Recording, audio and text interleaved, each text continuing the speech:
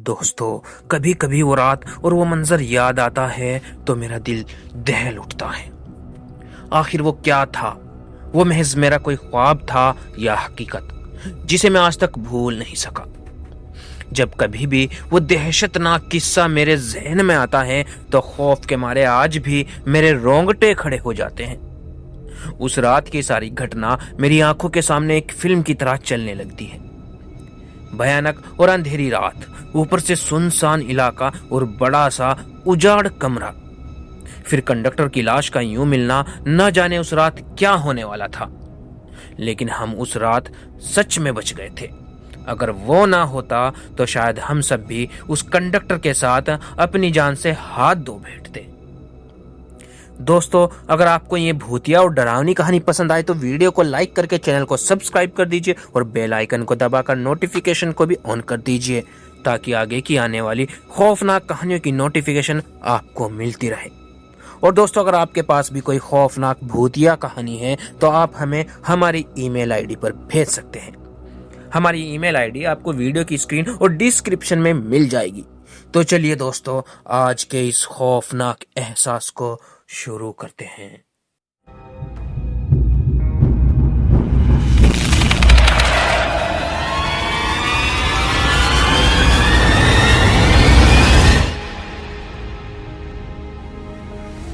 लगभग 20 साल पहले की बात है। मैंने अपने परिवार के साथ जयपुर घूमने का प्रोग्राम बनाया था। बेटा बहुत दिनों से जिद कर रहा था कि पापा मुझे राजस्थान घूमने के लिए ले चलिए, तो मैं उसकी बात मानकर उसे जयपुर घुमाने को राजी हो गया। मैं, मेरी पत्नी रीमा और बेटा संयम घर से जयपुर के लिए रवाना हो गए। हमने 2 दिन में पूरा जयपुर घूम लिया, लेकिन मेरे पास अभी भी 2 दिन की छुट्टी और बची थी, तो मैंने सोचा क्यों ना अजमेर शरीफ भी हो आते हैं। हमारी ये प्लानिंग अचानक हुई थी तो हमें जल्दबाजी में बस का सहारा लेना पड़ा। उस बस में और भी यात्री थे, खासकर बुजुर्गों की संख्या ज्यादा थी। हमारे जैसी केवल एक ही फैमिली थी। बस में यात्री भी कम ही थे, क्योंकि बस भी थोड़ी खटारा थी, इसलिए शायद उसमें ज्यादा यात्री नहीं बैठे थे। करीब रात के 8 बजे बस अपनी मंजिल की ओर रवाना हो गई। हम तीनों अपनी अपनी सीटों पर टेक लगाकर बैठ गए। संयम तो जल्दी ही सो गया, लेकिन मुझे और रीमा को बीच बीच में बस हल्की हल्की झपकी सी आ जाती थी। एक तो वीरान और अनजानी जगह, ऊपर से खटारा बस में मुझे अनकंफर्टेबल लग रहा था। ड्राइवर को भी शायद बहुत जल्दी थी मंजिल तक पहुंचने की, इसलिए वो भी बस को तेज रफ्तार में भगाए चला जा रहा था। अंदर से थोड़ा सा डर भी लग रहा था कि कहीं वो बस को ठोक ना दे, क्योंकि अंधेरा घना था। सुनसान सड़क के किनारे पर भी दूर दूर तक कोई घर दिखाई नहीं दे रहा था और सड़क पर भी इक्का दुक्का वाहन ही दिखाई दे रहे थे। कुछ बुजुर्गों ने ड्राइवर को टोका भी कि बस की रफ्तार जरा धीमी करो। कुछ समय तक तो उसने बस को धीमी रफ्तार में चलाया, लेकिन फिर कुछ देर के बाद उसने फिर से बस की रफ्तार तेज कर दी। एक बुजुर्ग ने फिर से उस ड्राइवर को टोका कि बस की रफ्तार कम करो, लेकिन मना करने के बावजूद ड्राइवर ने फिर से तेज रफ्तार कर दी और उस ड्राइवर ने जवाब दिया कि अंकल जी, जो मैं कर रहा हूं वो बिल्कुल ठीक कर रहा हूं। मैंने सुना है कि यह इलाका अच्छा नहीं है, यहाँ बहुत ज्यादा खतरा है। हम इस इलाके को जितनी जल्दी पार करके आगे बढ़ जाएं उतना ही अच्छा है। ड्राइवर की बात सुनकर सबने कहा कि चलो ठीक है। बस तेज रफ्तार से आगे बढ़ ही रही थी कि तभी एक तेज आवाज के साथ बस का संतुलन बिगड़ गया और बस थोड़ी दूर चलकर रुक गई। ये देखकर सब घबरा गए कि अचानक ये क्या हुआ। इतना खतरनाक इलाका और बस का रुकना, ऐसे हालात में तो कोई भी डर जाएगा। ड्राइवर ने अपनी टॉर्च जलाई और ये देखने के लिए बस में क्या हुआ जो अचानक बंद हो गई। वो बस से नीचे उतरा। नीचे उतरने के बाद उसे पता चला कि बस के पिछले दोनों पहिए पंक्चर हो चुके हैं और बस में एक्स्ट्रा पहिए भी नहीं हैं जिन्हें बदलकर बस को चलाया जा सके। अब क्या किया जाए, सभी सोच में पड़ गए। रेतीली अनजान जगह, अमावस की गहरी काली रात, जंगली जानवरों का डर और बस का यूं खराब हो जाना, सबके तो जैसे होश ही उड़ गए थे। अब क्या करें क्या ना करें, किसी को कुछ भी समझ में नहीं आ रहा था। तभी कंडक्टर को थोड़ी दूर पर एक रोशनी दिखाई दी। उसने कहा कि देखो, वहां रोशनी दिखाई दे रही है, हो सकता है कि वहां कोई गांव हो, चलो सब वहां चलते हैं। शायद रात भर के लिए कोई सुरक्षित जगह मिल जाए। अगर एक कोठरी भी मिल गई तो सब वहां एक साथ बैठकर रात तो गुजार ही सकते हैं। सब कंडक्टर की बातों से सहमत हो गए। सब ने अपना अपना सामान उठाया और चल पड़े उस रोशनी की तरफ। जैसे ही हम सब उस रोशनी के नजदीक पहुंचे तो हमें एक बड़ी सी कोठरी दिखाई दी, जिसे देखने से लग रहा था कि वो कोई बहुत पुरानी सराय है, जहां भूले भटके मुसाफिर रुकते होंगे। सब कोठरी के दरवाजे के बाहर खड़े हो गए। ड्राइवर ने हिम्मत करके दरवाजे को खटखटाया। कुछ देर बाद एक बहुत ही बूढ़े आदमी ने दरवाजा खोला। उसके सिर पर एक बड़ी सी पगड़ी थी, गले में पुराने जमाने का कोई आभूषण था, कानों में भी कुंडल पहन रखे थे। कुर्ते के ऊपर उसने एक सदरी पहन रखी थी, कमर में धोती, पैरों में पुराने जमाने के ऊंट के चमड़े की बनी मोजड़ी पहन रखी थी और हाथ में एक बड़ा सा लट ले रखा था। उनका वो पहनावा बहुत ही अजीब लग रहा था, जैसे वो पहनावा कई 100 साल पुराना हो।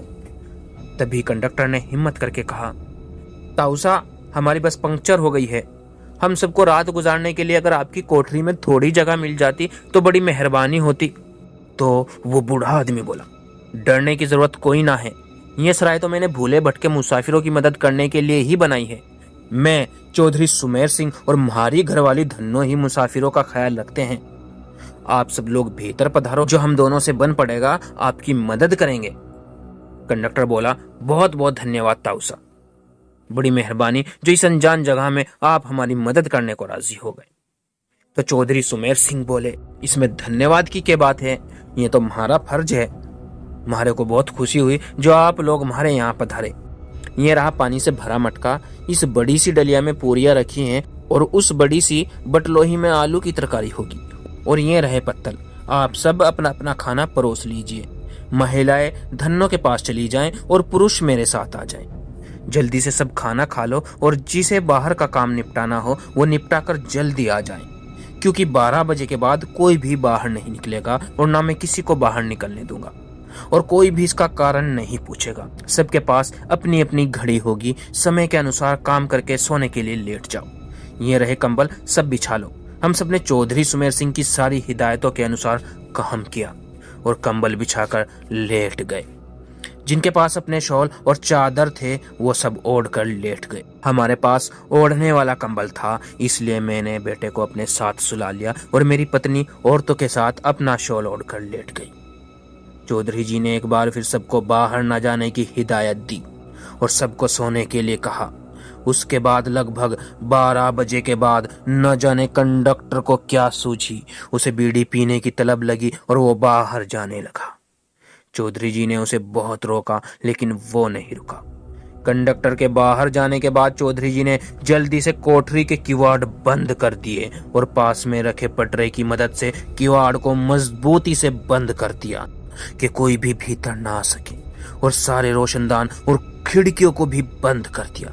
कुछ देर के बाद बाहर से बहुत ही खौफनाक और डरावनी आवाजें आने लगी। साथ में कंडक्टर की आवाज भी सुनाई दे रही थी। वो चिल्ला चिल्ला कर बचाओ बचाओ की आवाजें लगा रहा था। कोठरी के कुछ लोग कंडक्टर की मदद के लिए बाहर जाने लगे, लेकिन चौधरी जी ने उन सबको ये कहकर रोक दिया कि अगर सब बाहर गए तो सर्वनाश हो जाएगा।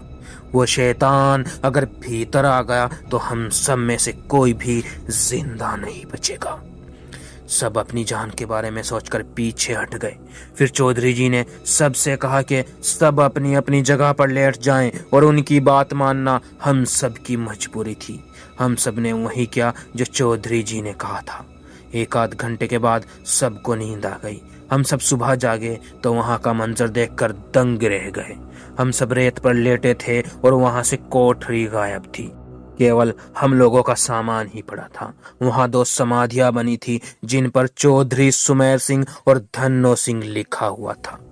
हम सब ये देखकर हैरान थे कि आखिर रात को जो हुआ था वो ख्वाब था या हकीकत। तभी वहां से एक चरवाहा अपनी भेड़ों के साथ निकला।